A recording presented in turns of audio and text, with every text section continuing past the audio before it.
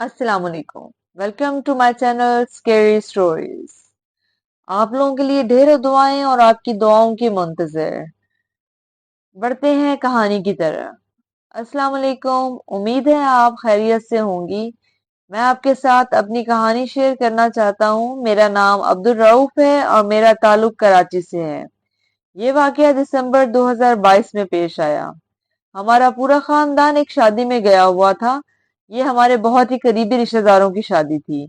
हम शादी से वापस आ रहे थे तो लोग हमारी तरफ आए। मैं घर से बाहर निकला। मैंने अपने दोस्तों से कहा कि हम चारों बाहर कहीं सैर के लिए चलते हैं। हफ्ते की रात थी। हम होटल गए। हम एक शादी से आए थे तो हमने भी कपड़े भी चेंज नहीं किए थे। और मुझे परफ्यूम और दूसरी चीजों का बहुत शौक है। मैंने बहुत ज्यादा परफ्यूम लगाया हुआ था। हम सुबह के 4 बजे थे अभी। तो हम होटल में थे। मेरे वालिद ने मुझे फोन किया कि तुम जल्दी घर आओ। मैं अपने दोस्तों से कहा कि मुझे घर जाना है, मुझे घर छोड़ दो। मेरे दोस्त कहने लगे कि वालिद साहब से कहो कि हम नमाज पढ़कर ही अब घर आएंगे। मैंने कहा नहीं, नमाज में काफी टाइम है, तुम लोग मुझे घर छोड़ दो वरना अब्बाजान गुस्सा करेंगे। तो वो लोग मेरी बात नहीं सुन रहे थे। उन्होंने मुझे कहा कि नहीं, अभी नहीं जाना, तो हम नमाज के बाद ही जाएंगे। मुझे गुस्सा आया और मैं अकेला ही बाहर निकल आया। मैं घर के करीब आया तो मैंने देखा कि एक दरख्त के पास वहां एक बूढ़ी औरत बैठी थी। वो दरख्त के पीछे बैठी कुछ पढ़ रही थी। उन्हें देखकर तो मैं बिल्कुल बहुत ही दंग रह गया। मेरे रोंगटे खड़े हो गए। ये देखकर मैं बिल्कुल जैसे सुन्न हो गया। मैं वहीं बैठ गया। मुझे कुछ समझ नहीं आ रही थी। वो औरत भी मुझे देखकर ना रुकी। उसने मेरी तरफ देखा लेकिन फिर भी वो पढ़ती जा रही थी। वो बस कुछ ना कुछ पढ़ रही थी। मुझे फिर एहसास हुआ मैंने तो घर जाना है। मैं उठ खड़ा हुआ और जैसे ही मैं आगे बढ़ा, उस औरत ने कहा, अब मत जाओ, यहाँ मेरे पास बैठो। ये सुनते ही मेरे तो पैरों तले जमीन निकल गई। मैं वहां से भागा।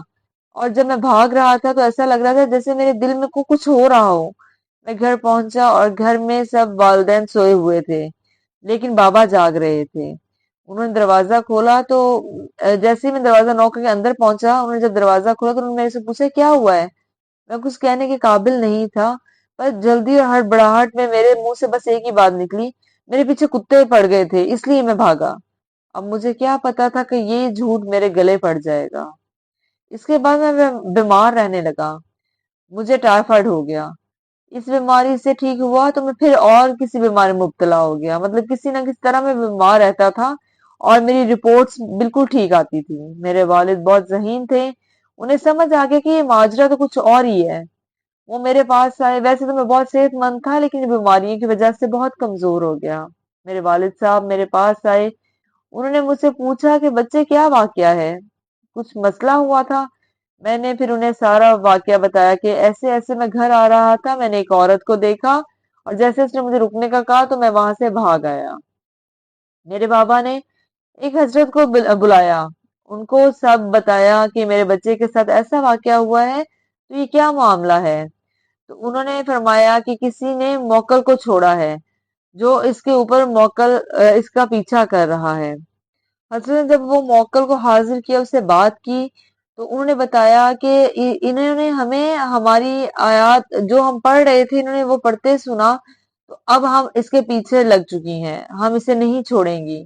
हजरत ने कहा कि इसे दूर चली जाओ वरना मैं तुम्हें जला दूंगा। और वो चली गई। उन्होंने फिर मुझे एक मजून दी और कहा कि मगरिब की नमाज के बाद खा लो, इंशाल्लाह सब ठीक हो जाएगा। और अब मैं बिल्कुल ठीक हूँ। बस कभी कभी मुझे ऐसा लगता है वो औरत मुझे नजर आती है और ख्वाब में भी आती है। आपकी कहानी को शेयर किया मैंने अपनी कहानी। ये वो कहानी थी जो मेरे साथ बीती। मेरे साथ एक बहुत ही खौफनाक मंजर था जो मैंने शेयर किया, जो मेरे साथ पेश आया। उम्मीद करता हूँ कि आप ये कहानी अपने चैनल पर जरूर शेयर करेंगे। बहुत शुक्रिया जी। ये थी कहानी जो उन्होंने हमारे साथ शेयर की। आप इस कहानी को ही उनकी नजर से मोटिवेट करने के लिए कमेंट लाजमी किया करें। ओके, अल्लाह हाफिज। शब